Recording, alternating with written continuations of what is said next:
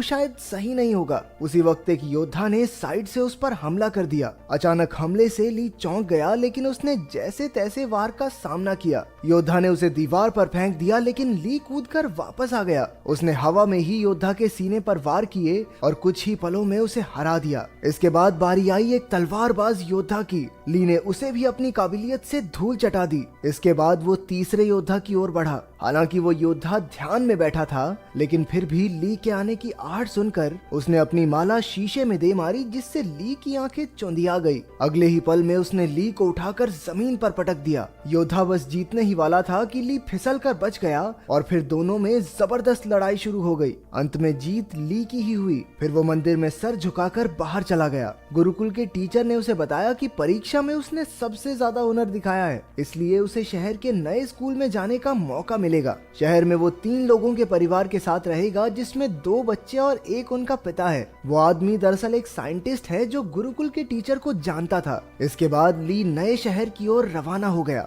नए स्कूल में एक 15 साल का लड़का फैंग था जो ताइक्वांडो का खिलाड़ी था। उसकी छोटी बहन शैन शैन अपने भाई से बेहद प्यार करती थी। स्कूल के ताइक्वांडो क्लब को लैन संभालती थी। वो फैंग के मुकाबले देखकर उसे उसकी कमियां बताती थी ताकि वो और बेहतर हो सके। लैन का भाई तो एक नंबर का पेटू था। उसे हर वक्त खाने के सिवा कुछ नहीं सूझता था। वो चारों अच्छे दोस्त थे और आसपास ही रहते थे। दरअसल ली लैन के घर ही रहने आने वाला था। उनके पिता डॉक्टर हैन कड़ी मेहनत से काम में जुटे थे। उसकी पत्नी कई साल पहले गुजर गई थी, तो अब वो काम में मस्त रहता था। वो एक खास डिवाइस तैयार कर रहा था जिस पर शहर के गुंडों की नजर थी। डॉक्टर हैन ने बच्चों को कॉल किया, पर लैन खुश नहीं थी क्योंकि उसके पिता कभी घर ही नहीं आते थे। डॉक्टर हैन ने जल्द ही आने का वादा किया और उन्हें एक तोहफा खोलने को कहा जो उसने घर पर भिजवाया था। असल में उस डब्बे में वही डिवाइस था जो वो गुंडे चुराना चाहते थे। तभी ली ने दरवाजा खटखटाया और लैन उसे अंदर ले आई। वो उसे उसका कमरा दिखाने ले गई और उधर उसके पिता को गुंडों ने बंदी बना लिया।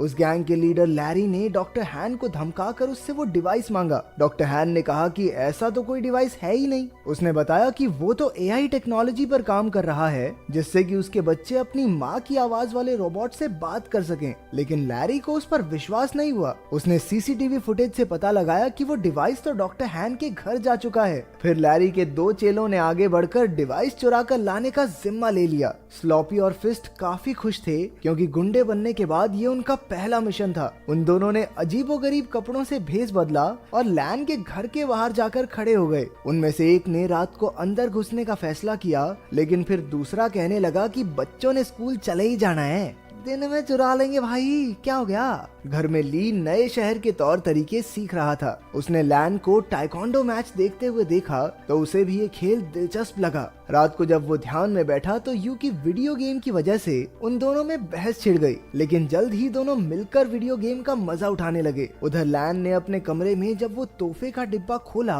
तो उसमें एक पांडा की चेन निकली। वो नहीं जानती थी कि दरअसल ये पांडा वो पेन ड्राइव है जिसके पीछे वो गुंडे कब से पड़े हैं। जब लैन ने बटन दबाया तो पांडा ने उसे पासवर्ड रखने को कहा। तभी लैन ने कहा कि कैसा पासवर्ड, और अनजाने में यही पासवर्ड सेट हो गया। फिर पांडा को ऑन करने पर उसे पता चला कि उसमें उसकी माँ की आर्टिफिशियल इंटेलिजेंस वाली आवाज है। अगली सुबह ली यू और लैन के साथ स्कूल के पहले दिन के लिए निकल पड़ा। उन दोनों गुंडों ने बच्चों को बाहर जाते देखा और अपने प्लान को अंजाम देने का फैसला किया, लेकिन तभी उनमें से एक की नजर उस पैंडा की चेन पर पड़ी जो लैन ने अपने बैग से टांग रखा था। अब उन्होंने लैन से वो डिवाइस छीनने का प्लान बनाया। रास्ते में लैन ने ली को फैंग से मिलवाया। उसी वक्त एक गुंडे ने चुपके से की चेन चुरा ली और वहां से भाग गया। तभी ली ने उसे देख लिया और अपनी फुर्ती दिखाते हुए उसने गुंडे को झट से पकड़ लिया। तभी फैंग भी उसका साथ देने आ गया और दोनों ने मिलकर उस गुंडे की खूब धुलाई की, लेकिन वो गुंडा अब भी नहीं माना और एक बार फिर से पैंडा चुरा कर भाग निकला।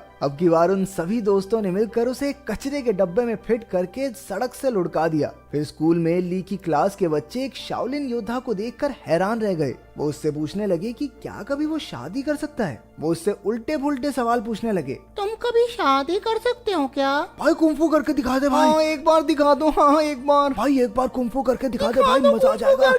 आखिरकार टीचर ने उन्हें शांत करके कहा कि ये सब खेलने के पीरियड में करना। खेलने के पीरियड में उनके कोच ने बताया कि अगले महीने उनकी चुस्ती फुर्ती की जांच होगी और जो कोई इसमें पास नहीं होगा वो अगली क्लास में नहीं जा सकता। ये सुनते ही यू की हालत पतली हो गई क्योंकि वो बहुत मोटा था। भगवान जानता है भाई साहब कितनी मुश्किल से चलते थे। फिर कोच ने सबसे 100 मीटर की दौड़ लगवाई। ली ने तो समय से पहले ही 2 चक्कर पूरे कर लिए, जबकि बाकी बच्चे अभी पहले चक्कर में ही थे। इसके बाद उन्हें पुशअप्स करने के लिए कहा गया, जिसमें अपना ली पहले से ही माहिर था। उसने 100 से भी ज्यादा पुशअप्स किए और बाकी बच्चों से तो 2 भी नहीं हुए। बाद में तो उसने एक हाथ से पुशअप्स करने शुरू कर दिए। उसकी काबिलियत देखकर सभी बच्चे कूदने लगे। फिर बारी आई ऊंची छलांग लगाने की। ये तो ली के बाएं हाथ का खेल था। बेचारा यू तो मुंह के बल नीचे गिर पड़ा। वहाँ डॉक्टर हान की लैब में लैरी ने उन्हें कुर्सी से बांध रखा था और उसे गोल्फ बॉल से पीट पीट कर परेशान कर रहा था। रात को वो दोनों गुंडे मौका देखकर लैन के घर में घुस आए।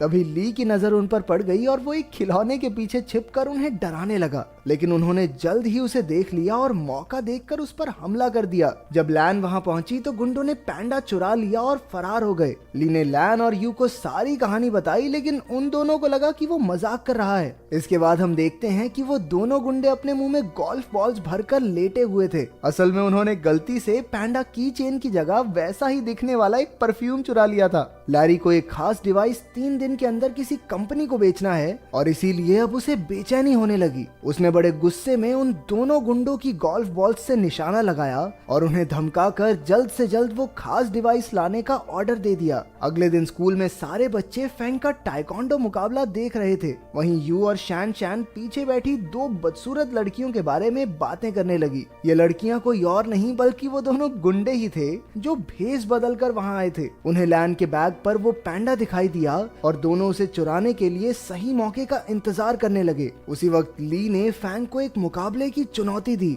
इस मजेदार मुकाबले को देखने के लिए सभी बच्चे भागकर आगे चले गए। अब सही मौका देखकर गुंडों ने बैग से पैंडा चुराने की कोशिश की, लेकिन इस चक्कर में उनके नकली बाल वहीं फंस गए। उधर मुकाबले में फैंग और ली में जबरदस्त टक्कर हो रही थी। दोनों ही एक दूसरे पर भारी पड़ रहे थे। आखिरकार दोनों ने एक दूसरे को ना मारने का फैसला किया और मुकाबला खत्म हुआ। उसी वक्त सबने पीछे मुड़कर उन दोनों गुंडों को पहचान लिया। बच्चों ने मिलकर उन पर हमला बोल दिया, लेकिन इस बार वो एक बच्ची को मारने की धमकी देकर पैंडा डिवाइस लेकर भाग गए। फिर बच्चे मिलकर प्रिंसिपल के पास गए और पुलिस को बुलाकर सारा माजरा समझाया। वहीं ली खुद को इस सब का जिम्मेदार समझ रहा था, क्योंकि अगर उसने फैंग को चुनौती नहीं दी होती तो लैन अपने बैग से दूर ही न जाती। लेकिन बाकी बच्चों ने उसे दिलासा दिया कि ऐसा नहीं सोचना चाहिए। आखिरकार लैरी के हाथ वो डिवाइस लग गया और उसके जरिए उसने कंप्यूटर पर एक प्रोग्राम चलाया, लेकिन उसे इस्तेमाल करने के लिए पासवर्ड की जरूरत थी ये वो नहीं जानता था। उसने कुछ प्रोग्रामर्स को बुलाकर लॉक खोलने के लिए कहा, लेकिन पूरा दिन बीतने पर भी कुछ हाथ नहीं लगा। अब लैरी के गुस्से की सभी हदें पार हो गई थी।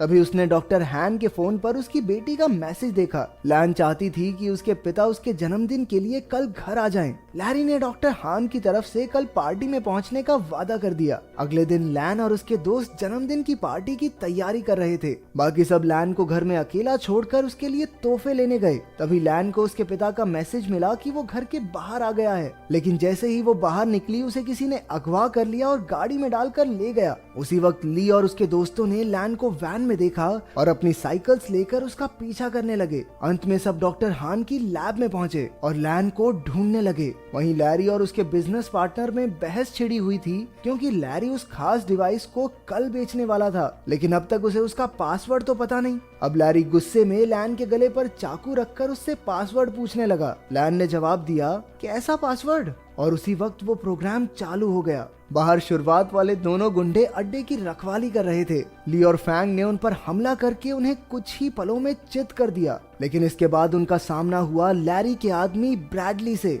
वो भी एक खतरनाक फाइटर था, इसलिए ली और फैंग मिलकर भी उसे हरा नहीं पा रहे थे। अंदर लैब में लैरी की डील पक्की होने ही वाली थी कि उसी वक्त यू ने आकर चुपके से अपनी बहन और पिता को रिहा कर दिया। ली ने भी वहां पहुंचकर गुंडों का मुकाबला किया। उसी वक्त लैरी पेन ड्राइव वाला बैग लेकर बाहर की ओर भागा, लेकिन डॉक्टर हान, यू और लैन ने मिलकर उसकी धुलाई कर दी। ली एक बार फिर से ब्रैडली के साथ मुकाबला करने में फैंग का साथ देने पहुंच गया। आखिरकार वो दोनों मिलकर उसे हराने में कामयाब हो गए। अंत में पुलिस भी वहां पहुंच गई और सारे गुंडों को पकड़ लिया। बाद में ली और यू को उनकी बहादुरी के लिए प्रिंसिपल ने मेडल दिए।